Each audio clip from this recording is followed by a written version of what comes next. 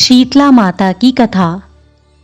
एक बार शीतला माता ने सोचा कि चलो आज देखूं कि धरती पर कौन मेरी पूजा करता है, कौन मुझे मानता है।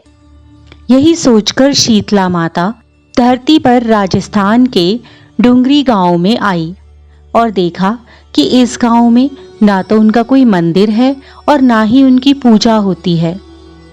माता शीतला गांव की गलियों में घूम रही थी। तभी एक मकान के ऊपर से किसी ने चावल का उबलता हुआ गरम गरम मांड उस पर फेंक दिया। वह उबलता मांड शीतला माता के ऊपर गिरा, जिससे शीतला माता के शरीर में फफोले पड़ गए। शीतला माता के पूरे शरीर में बहुत तेज जलन होने लगी। शीतला माता गांव में इधर उधर भाग भाग के चिल्लाने लगी, अरे मैं जल गई, अरे मैं जल गई, मेरा शरीर तप रहा है, कोई मेरी सहायता करो। लेकिन उस गांव में किसी ने शीतला माता की सहायता नहीं की। वहीं अपने घर के बाहर एक कुम्हारिन महिला बैठी हुई थी। उस कुम्हारन ने देखा, अरे यह बूढ़ी माई तो बहुत जल गई है, इसके पूरे शरीर में तपन है, पूरे शरीर में छाले पड़े हुए हैं, यह तपन सहन नहीं कर पाएगी। तब उस कुम्हारिन ने कहा, हे माँ, तू यहाँ आकर बैठ जा, मैं तेरे शरीर के ऊपर ठंडा पानी डालती हूँ। कुम्हारिन ने उस बूढ़ी माई पर खूब ठंडा पानी डाला और बोली, हे माँ, मेरे घर में रात की बनी हुई रावड़ी रखी है, थोड़ा दही भी है, तू दही रावड़ी खा ले।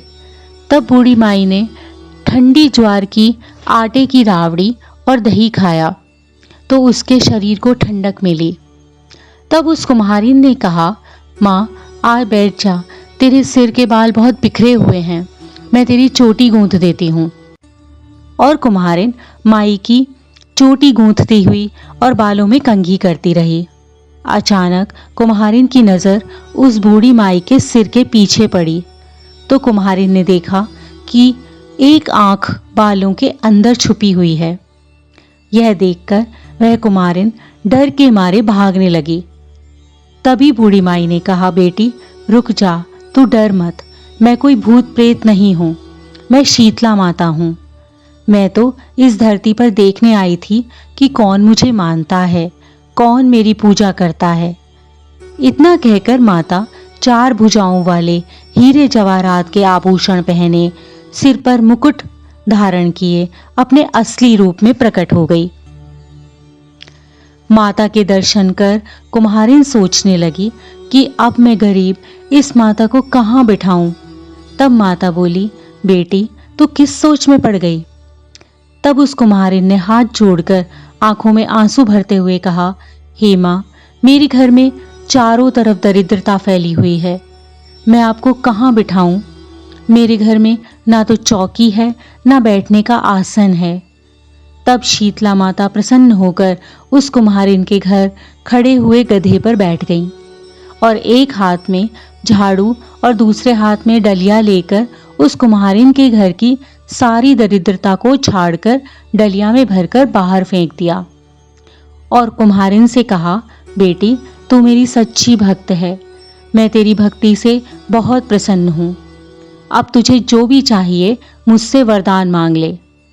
तब कुम्हारिन ने हाथ जोड़कर कहा, माता मेरी यही इच्छा है कि आप इसी डोंगरी गांव में स्थापित होकर यहीं निवास करें और जिस प्रकार आपने मेरे घर की दरिद्रता को अपनी झाड़ू से साफ कर दिया है, ऐसे ही आपको जो भी भक्त होली के बाद की सप्तमी को भक्ति भाव से पूजा करके अष्टमी के दिन आपको ठंडा जल, दही, बासा, ठंडा भोजन खिलाए, उसके घर की दरिद्रता को दूर करना और आपकी पूजा करने वाली महिलाओं को अखंड सुहाग और सौभाग्य देना, उसकी गोद हमेशा भरी रखना।